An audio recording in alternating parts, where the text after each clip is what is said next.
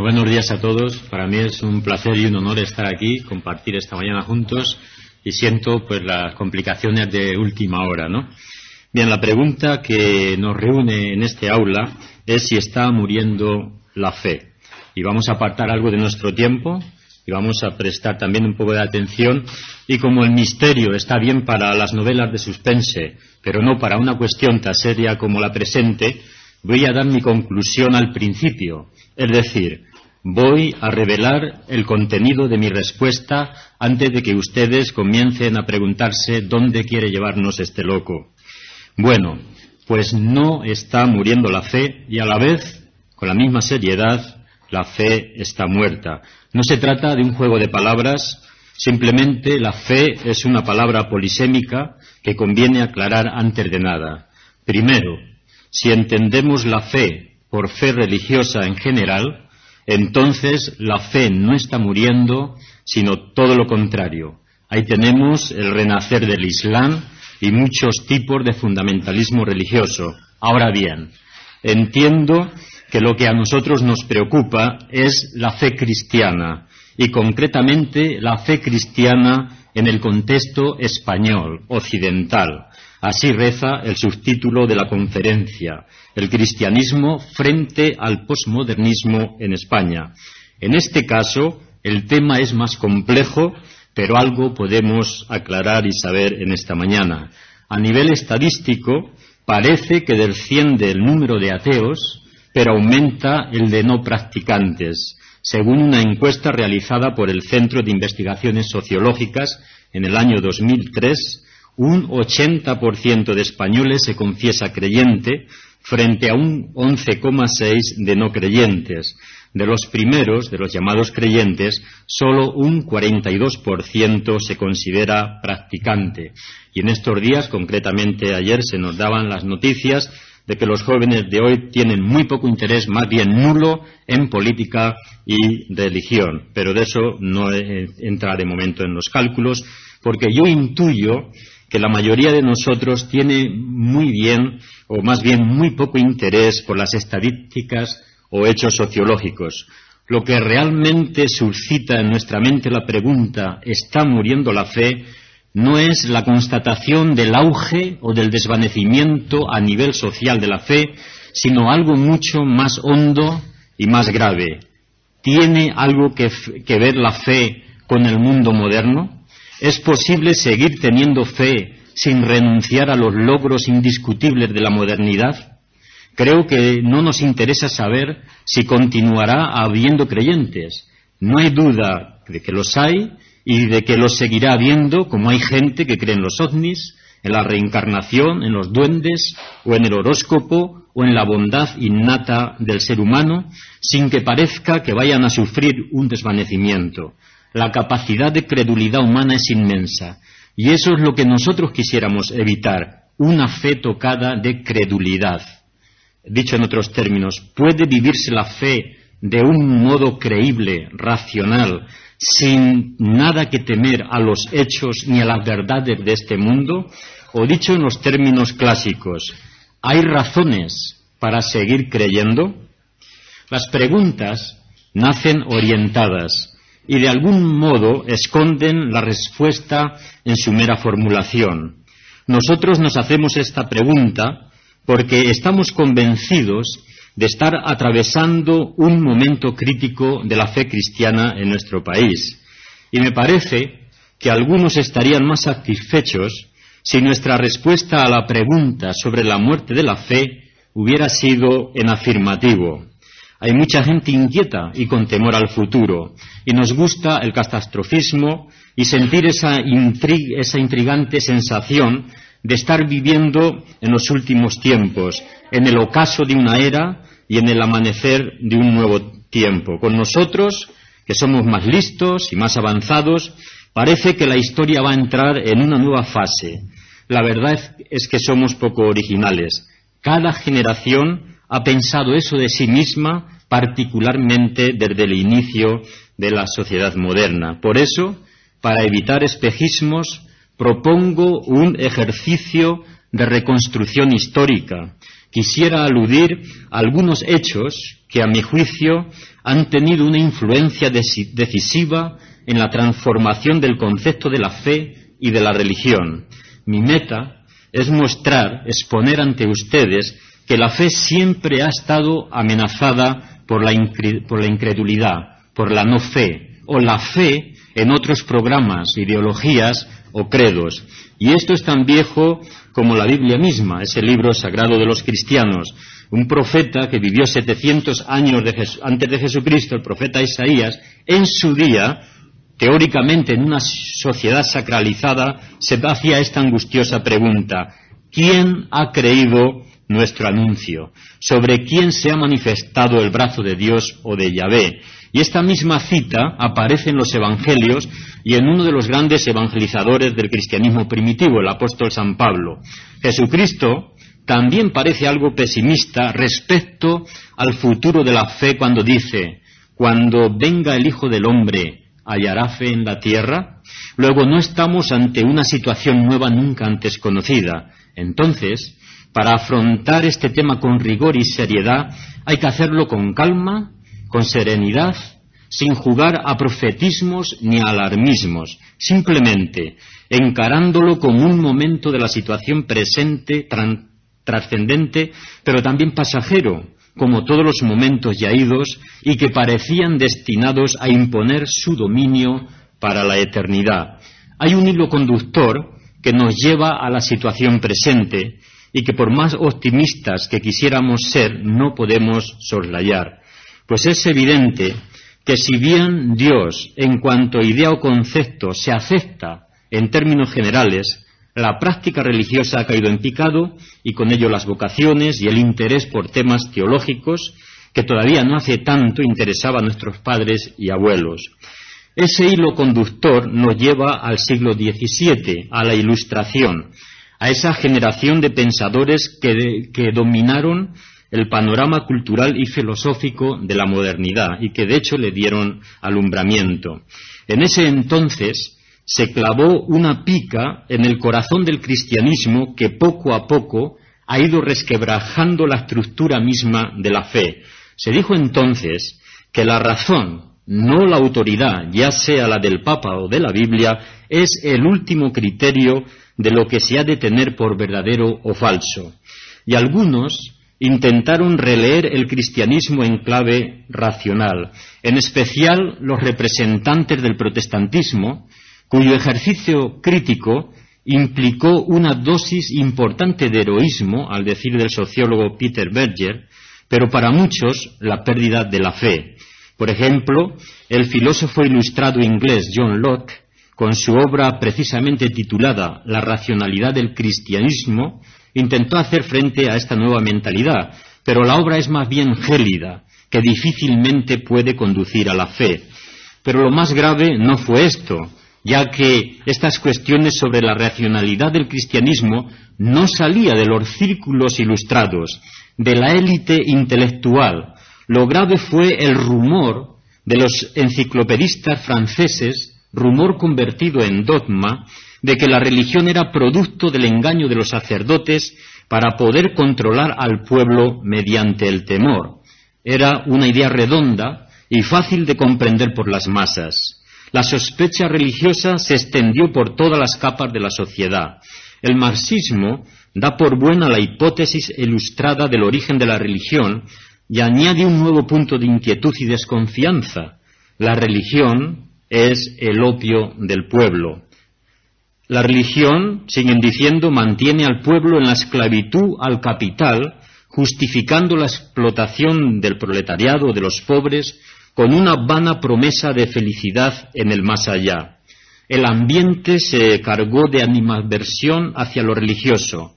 El pensamiento marxista dominó el pensamiento universitario durante décadas, en España el 60, 70, y decir que uno era cristiano era convertirse en objeto de miradas de conmiseración en unos casos y de rechazo en otros. Fue un tiempo difícil para la fe, y más cuando la visión socialista de un mundo proletario ateo unido en el reparto equitativo del producto del trabajo parecía destinada a conquistar el mundo y a hacerse realidad tangible en un espacio más bien corto. Como antes la razón, se escribieron muchos libros comparando las ideas de Marx y de Cristo, y desde luego también se intentó la lectura del cristianismo en clave marxista o social.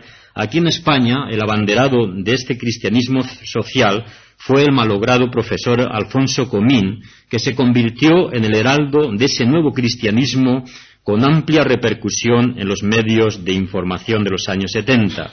Por si fuera poco, después de haber minado el fundamento doctrinal de la fe con la piqueta de la razón y de haberse adueñado de la esperanza de las masas con la promesa de un mundo mejor, no en compañía de Dios en la eternidad celestial, sino gracias al partido y la acción revolucionaria en pro de un futuro mejor en la tierra, el último reducto que parecía quedar para la fe era el de la experiencia y el del sentimiento, pero este último reducto también saltó por los aires cuando la psicología profunda, el psicoanálisis, elevó a categoría de sospecha generalizada la fe entendida como una ilusión, no tanto un engaño orquestado por los sacerdotes, como habían dicho los ilustrados, sino el producto de deseos insatisfechos. La religión, según Freud, no es un engaño, ni es un delirio, simplemente es una ilusión procedente del deseo humano destinada a desaparecer y ser sustituida por la ciencia. Dice así, una ilusión no es lo mismo que un error, ni es necesariamente un engaño. La creencia aparece engendrada por el impulso que busca satisfacer un deseo. La religión es la necesidad de protección contra las consecuencias de la impotencia humana. En 1927, hace ya casi 80 años, Freud publicó El porvenir de una ilusión. Y si Marx había dicho que la religión es el opio del pueblo, Freud remata la faena diciendo que la religión es la neurosis obsesiva de la colectividad humana. Consecuencia, hay que abandonar el cielo a los gorriones y a los ángeles, dice literalmente, citando a un poeta. De ahí a afirmar que el creyente no es solo una persona irracional en lo filosófico, parasitaria en lo político, a enferma en lo mental, solo había un paso. Así pues, no pintaban demasiado bien las cosas para el futuro de la religión en la primera mitad del siglo XX. Un observador de otro planeta, si hubiese venido, se habría atrevido a pronosticar un mañana sin fe ni Dios en la tierra. De hecho, por ahí circula un ensayo, un libro, con el título de El siglo sin Dios, dedicado al análisis del sociólogo alemán Max Weber. Digo esto para que nos demos cuenta que no nos hallamos ante una situación totalmente nueva, así que no cunda el pánico sobre si está o no muriendo la fe. En 1932 se publicó una novela que quizá todos ustedes conocen. Por medio de ella el autor cobró una fama mundial, y es una fama que todavía perdura porque se ha llevado el cine y todo eso. Me refiero a Un mundo feliz, de Aldous Huxley. Es una traducción desafortunada del inglés, Brave New World, magnífico mundo nuevo. Ha inspirado, digo, un montón de películas futuristas, y en donde desde luego no aparece Dios en ningún lugar, solo en un diálogo al final de la novela, sostenido por los dos personajes principales, el inspector Mustafa Mon y el salvaje, que es el representante, el salvaje, del mundo antiguo.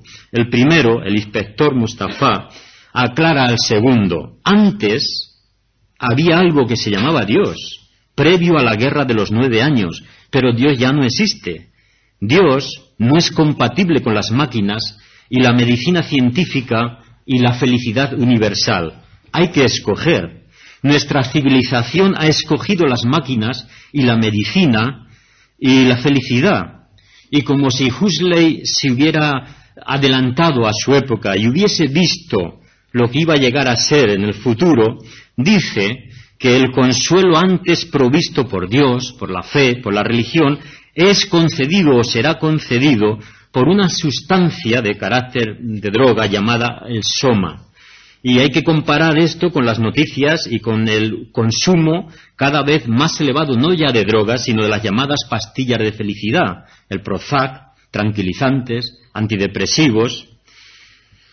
¿A qué conduce, según se planteaba en la novela Huxley, el abandono de Dios y el recurso al goce ilimitado y sin barreras de los recursos que proporciona la sociedad industrial? Según el dictamen de Huxley, a la pérdida de todo lo que es noble, de todo lo que es hermoso y heroico. Y eso es lo que se queja el salvaje, el representante del mundo viejo, y a lo que le responde el representante del magnífico nuevo mundo nuevo. Mi joven y querido amigo, la civilización no tiene en absoluto necesidad de nobleza ni de heroísmo. Ambas cosas son síntomas de ineficacia política. En una sociedad bien organizada como la nuestra, nadie tendrá ocasión de ser noble ni heroico. Siempre queda el soma para evadirse de la realidad.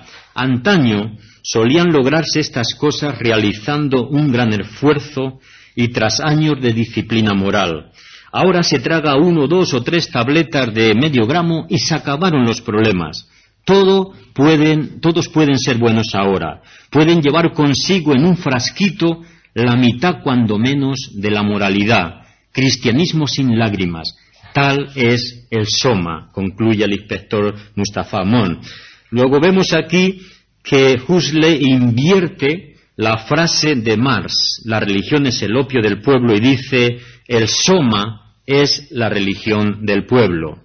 A principios de los años 60 del siglo pasado, se publicó un libro que dio la vuelta al mundo, Honest to God, sincero con Dios.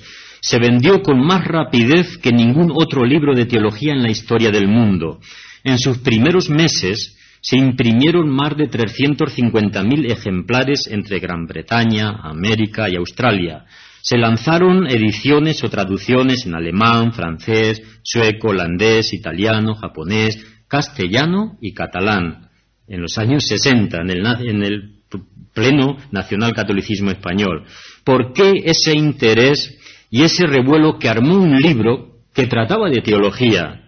Porque por primera vez un jerarca de la Iglesia, el obispo anglicano John Robinson, cuestionaba los fundamentos tradicionales de la fe.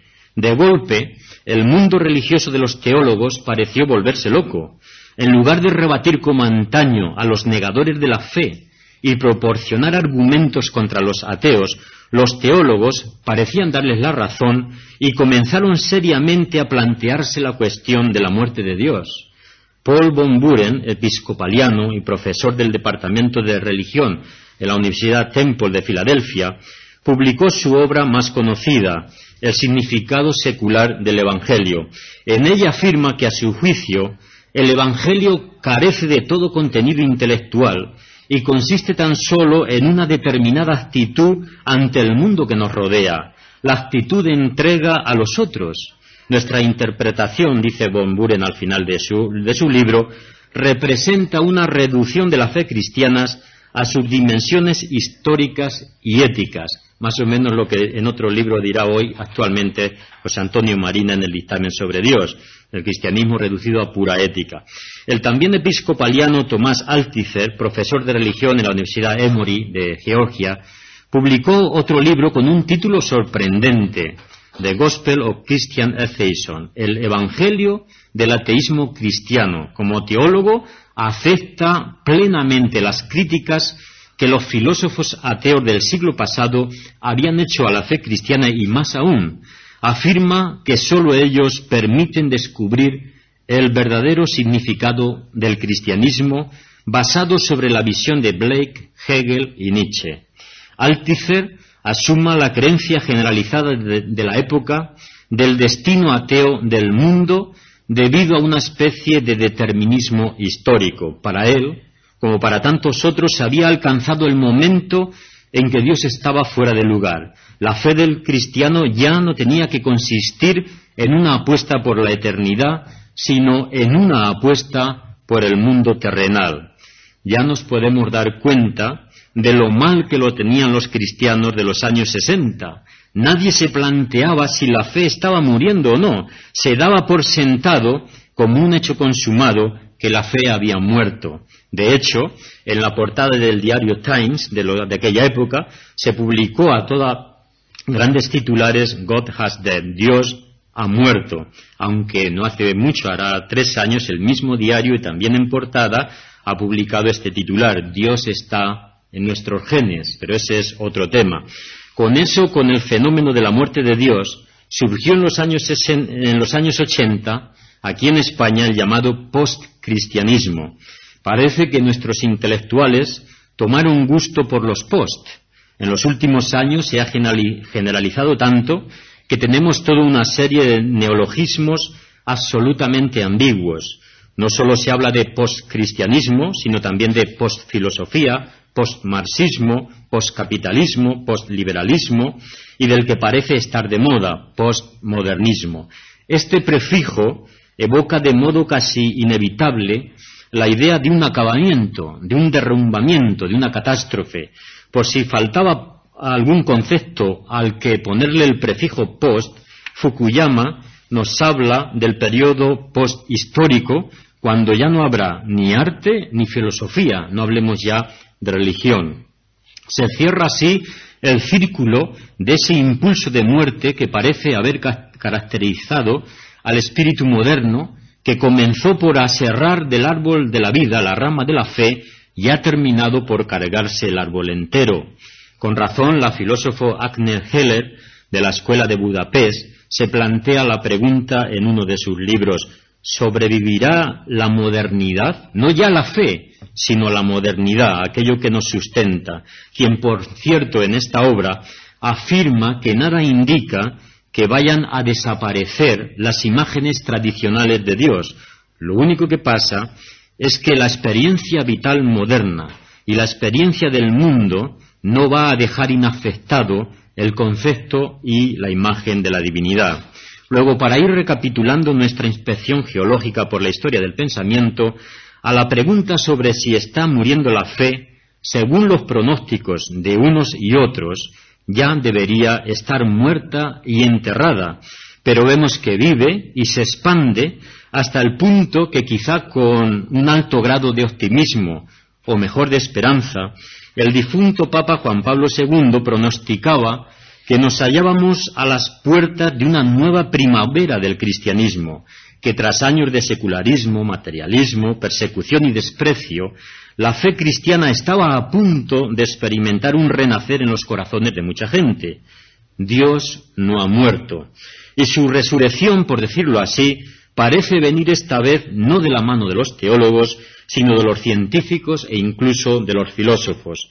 Tal vez porque los mismos herederos de la Ilustración y los instruidos en la sospecha de los religiosos se han dado cuenta que si en un principio la eliminación de Dios aparecía como condición de la redención del hombre, a la postre, al final, todos comprendemos o estamos comprendiendo que la muerte de Dios ha favorecido el progreso del antihumanismo teórico y la disolución y casi desaparición del hombre en la sociedad.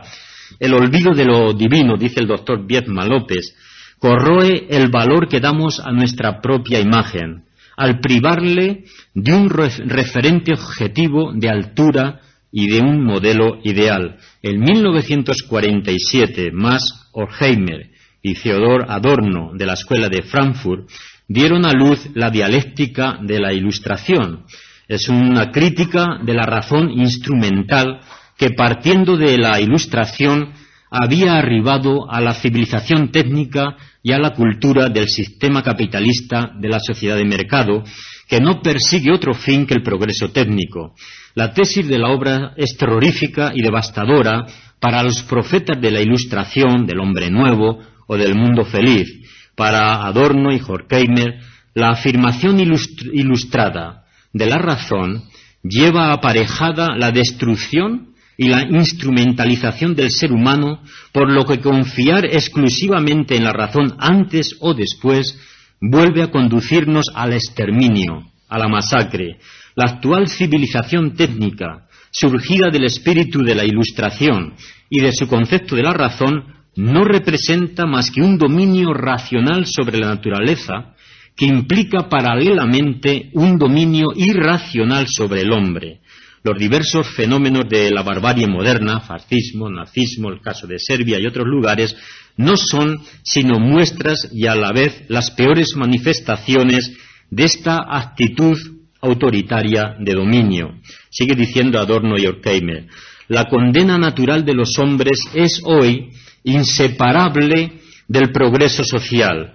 El aumento de la producción económica, que engendra por un lado las condiciones para un mundo más justo, procura por otro lado al aparato técnico y a los grupos sociales que disponen de él una inmensa superioridad sobre el resto de la población.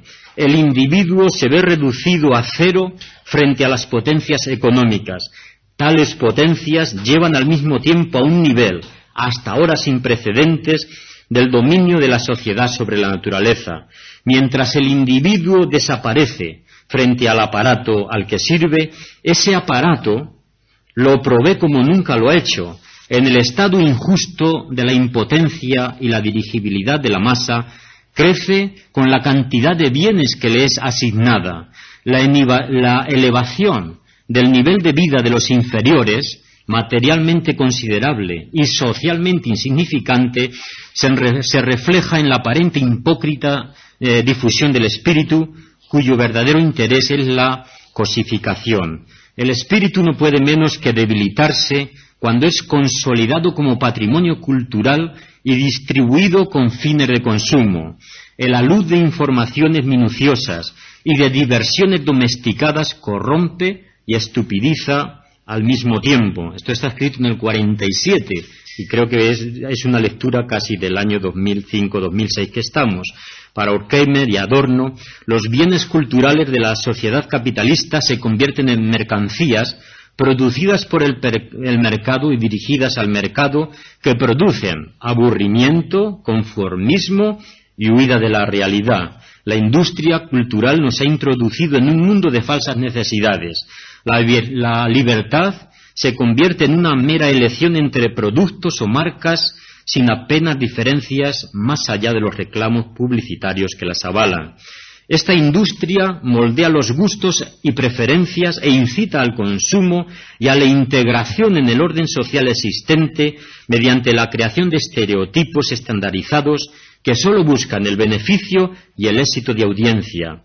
El desarrollo tecnológico deshumanizado conduce a la falta de ideales de la sociedad y reduce la circulación de conocimiento a través de los espacios de ocio. Por esta razón, otro de los grandes analistas de nuestra época, el psicoanalista Erich Fromm, y a la vez marxista, decía que la pregunta sobre la muerte de la fe, o lo que es lo mismo, la muerte de Dios, tiene que plantearse de una manera diferente. No tanto ha muerto el concepto de Dios, sino ha muerto la experiencia de Dios, la experiencia en cuanto concepto y valor supremo que ella expresa. Si lo que queremos significar es la muerte de la experiencia de Dios, entonces sería mejor que planteáramos la pregunta de si el hombre ha muerto. Y este parece ser el problema central del hombre en la sociedad industrial del siglo XX. Y esto explicaría muchas cosas que quizá en el coloquio tendremos un poco de tiempo. Parafraseando a Jesucristo: si ya no sois capaces de tener experiencia de vuestra humanidad, ¿cómo vais a tener experiencia de Dios? Aunque sea al final de sus días, muchos, como Horkheimer, tienen que reconocer el valor positivo de la religión para el hombre y la sociedad, religión que un día bien se ganó las críticas por su maridaje con el poder. Solemos olvidar que nuestras ideas y creencias son productos históricos, sociales, contingentes, ocurrencias de un momento en el inmenso correr del curso de la vida, y que por un defecto de perspectiva cada generación se cree más progresista y más evolucionada que la anterior. Pero ya Freud, en una de sus obras, se pregunta: ¿acaso no pecamos todos basando nuestros juicios en periodos demasiado cortos? Pues yo creo que sí.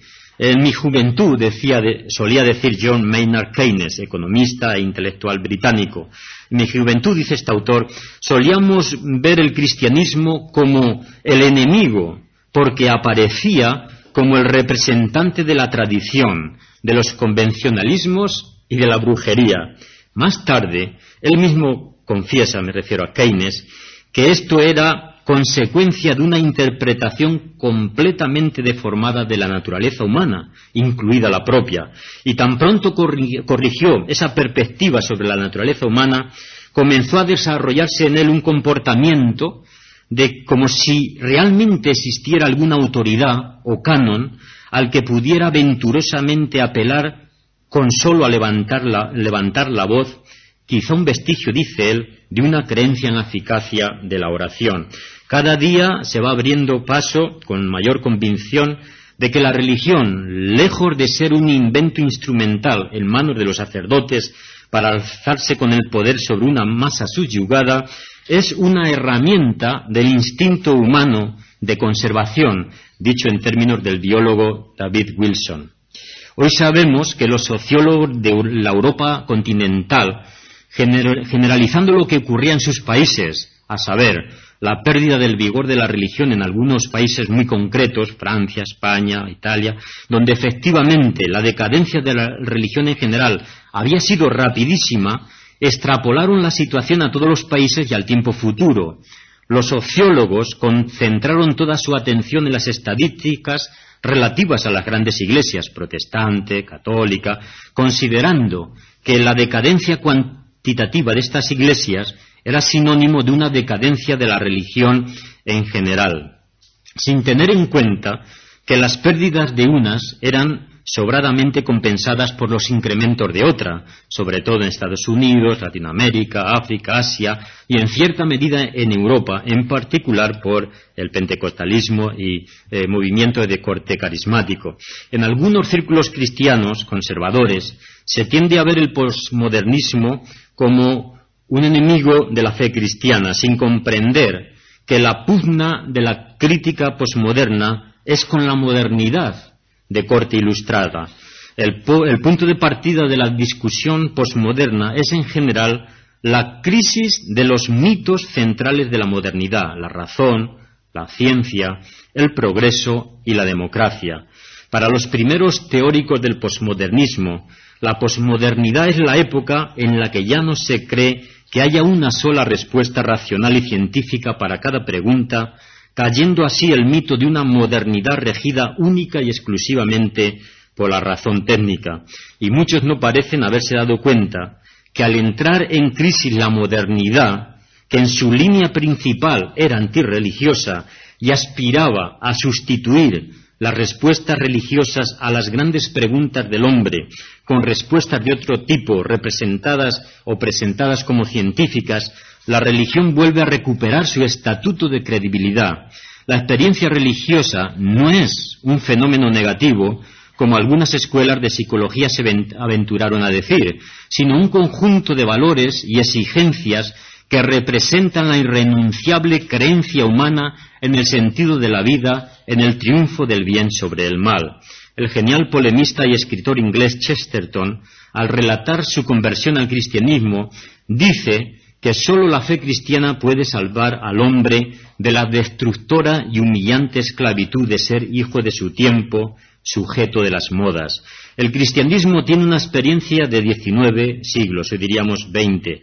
Una persona que se convierte a él llega pues a tener de repente 2000 años de edad. Esto significa que una persona al convertirse, dice Chesterton, crece y se eleva hacia el pleno humanismo, juzga las cosas del modo como son ellas y como conmueven a la humanidad y a todos los países y en todos los tiempos, y no solo según las últimas noticias de los diarios. Teorías, movimientos, modas, políticas, filosofías van y vienen destruyéndose mutuamente, pero la persona que tiene fe y que a veces se siente amenazado de muerte puede decir confiado en el lenguaje bíblico: tú, oh Señor, en el principio fundaste la tierra, y los cielos son obra de tus manos. Ellas perecerán, pero tú permaneces. El hombre de fe es aquel que se experimenta como un ser fundado, radicado en la realidad que hace que todo pase sin que ella nunca pase. Por eso, los hombres de antaño utilizaban el lenguaje de los poetas para expresar sus sentimientos religiosos. Tal es el ejemplo de los poemas de David en el Antiguo Testamento. Dios es mi roca, es decir, es algo permanente, mi refugio, no seré conmovido. La fe a la que la experiencia religiosa remite no puede extinguirse debido a que la fe no es una adhesión a un credo determinado por una época o una cultura, sino que es una experiencia de fundamentación, es la experiencia radical en la realidad del ser por la que el hombre se siente sustentado e impulsado en su ser.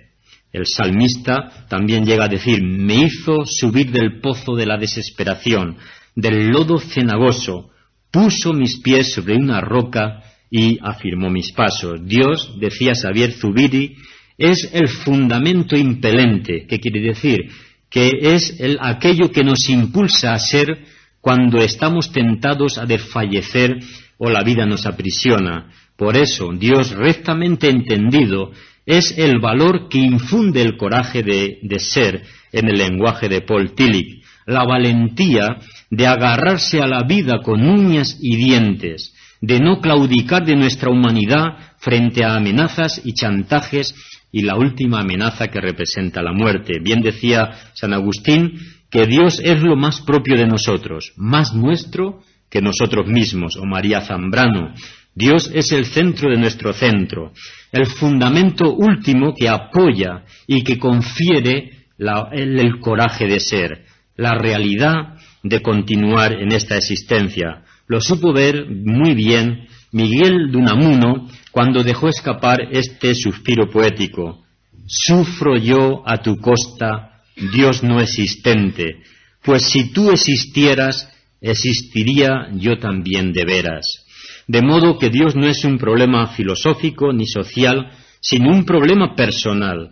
No es la conclusión de un razonamiento, sino la respuesta a una búsqueda de vida, de más vida, de libertad, de amor, de justicia y de sentido. En esa búsqueda, a veces el concepto de lo que los hombres se han hecho de Dios, de la fe, aunque se traten de teólogos cristianos, no es válido, y por eso ha sido rechazado justamente por ateos y escépticos, porque el Dios que impide el progreso humano o pone en peligro la libertad no existe, es un ídolo. Pero los conceptos no son la realidad, sino intentos mejorables de aprehender la realidad que indican. La experiencia de lo divino no engaña, cuando esa experiencia parte del fondo de nuestra humanidad, porque el problema de Dios no es independientemente de nuestro problema como seres humanos, de nuestros deseos, de nuestros anhelos. Simone Weil, la filósofa aquella anarquista que estuvo en la Guerra Civil Española, solidaria con todo lo que era humano, solía decir: puede que no sepa si hay comida, pero sé que tengo hambre. Evidentemente lo que quería decir es que no sabía si Dios existe, ni cómo puede ser en caso de existir, pero sentía la certeza de un anhelo, de un hambre que apuntaba a él como justicia. Y el mismo Jesucristo, al llamar bienaventurados a los que tenían hambre y sed de justicia, a los misericordiosos, a los de limpio corazón, les dice: ellos verán a Dios. Luego, la cuestión Dios está implicada con la cuestión hombre en el sentido de anhelo, de justicia, de sacrificio y de valores. El problema es cuando somos incapaces de experimentar la solidaridad con los demás. Es decir, cuando la llama de la justicia que nos lleva a salir de nosotros mismos se ha extinguido. Por eso, no me extraña en las noticias de que se diga que los jóvenes son cada vez menos religiosos o que no quieren saber nada de la religión, cuando acto seguido se dice que son más egoístas, porque precisamente lo uno va junto al otro. La crisis del hombre y su humanidad no es ajena a la crisis de Dios. La capacidad de sentir la vida como una experiencia religiosa tiene que ver con el problema humano de amar, de estar dispuestos al sacrificio, a luchar por la justicia, por la libertad de los demás. Todo esto está en relación con Dios, por cuanto es el fundamento, el coraje, el que da el valor para el espíritu de amor, sacrificio, justicia y libertad. Y quien no reconoce su propia humanidad difícilmente va a reconocer la llamada divina a la fe, a ser hijo de Dios, ya que se basa en ese punto de contacto que es la humanidad. El rechazo de Dios es, en muchas ocasiones, el rechazo de uno mismo, de lo mejor de nosotros. Hemos llegado a un punto que el hombre moderno está descubriendo que no es Dios quien limita al hombre, sino que el hombre se limita a sí mismo, empobreciendo su experiencia de la realidad en un cerrado narcisismo hedonista dictado por los caprichos del mercado. Quien no quiere superar su narcisismo individualista y egoísta no podrá amar a sus semejantes, ni mucho menos tener fe en Dios. Los hombres siempre han corrido el riesgo de pensar que lo que ellos han hecho es más maravilloso e importante que lo que ellos son. Y hemos investigado y hemos inventado y descubierto tantas cosas que no parece que haya algo fuera de nuestro alcance. La tarea de la fe cristiana es decirle al hombre que más importante que sus obras o que sus posesiones es su ser, la afirmación de su vida. Para concluir con una historia judía, se sabe por la Biblia que a cada momento creativo Dios le pone el sello de su aprobación. Por ejemplo, llamó Dios a la parte seca de la tierra y a la reunión de la agua, mares, y vio Dios que era bueno, y así sigue hablando de los animales, de las plantas, del cielo y de toda la creación, hasta que llega al hombre, y ahí no utiliza la palabra, cuando Dios crea al hombre no dice vio que era bueno, siendo que había dicho que eran bueno la hierba, el agua, los peces y los pájaros. ¿Por qué no se dice que la creación del hombre es buena? Hay una leyenda hasídica, en una rama judía, que dice que Dios no dijo que era bueno porque el hombre había sido creado como un sistema abierto, concebido para que creciera y se desarrollara, que no estaba acabado como lo había estado el resto de la creación, que con su creación ya estaba dado su instinto, su impulso.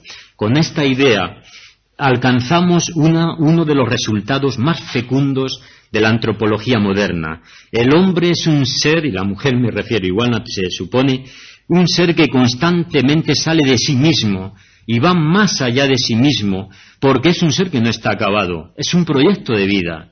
La vida, decía Ortega y Gasset, le ha sido dada, pero no le ha sido dada hecha. Cada uno de nosotros tiene que construirla con los materiales que le rodean, y cada uno de nosotros anda a la búsqueda de algo, se mueve hacia algo.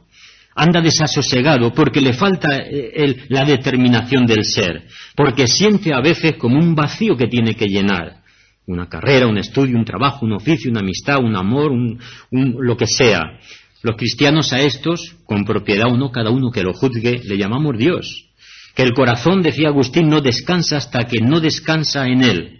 La medida del hombre no es el hombre en sí mismo, con su pasión, su orgullo, su codicia, su ceguera, sino el hombre esencial, el hombre que se entiende como un proyecto divino, un ser no para la muerte, para la libido, para la economía, para el consumo, sino un ser para la gloria, para la bondad y para la justicia. Por eso tiene que elegir, tiene que escoger entre una vida realizada o una vida malograda. Lo decía ya Nietzsche desde un planteamiento ateo. La elección fundamental para el hombre es entre el crecimiento o la decadencia. Y milenios antes que Nietzsche, el autor sagrado decía, mira, yo he puesto delante de ti la vida y la muerte, el bien y el mal, escoge la vida para que vivas. Y ese es el proyecto divino, la vida para que la vivamos. ¿Está muriendo la fe? No más de lo que está muriendo la humanidad. En tanto en cuanto haya personas dispuestas a apostar por una vida con sentido, con justicia y plenitud, la fe tendrá permanentemente un puesto en el concierto de la experiencia humana. Muchas gracias, eso es todo.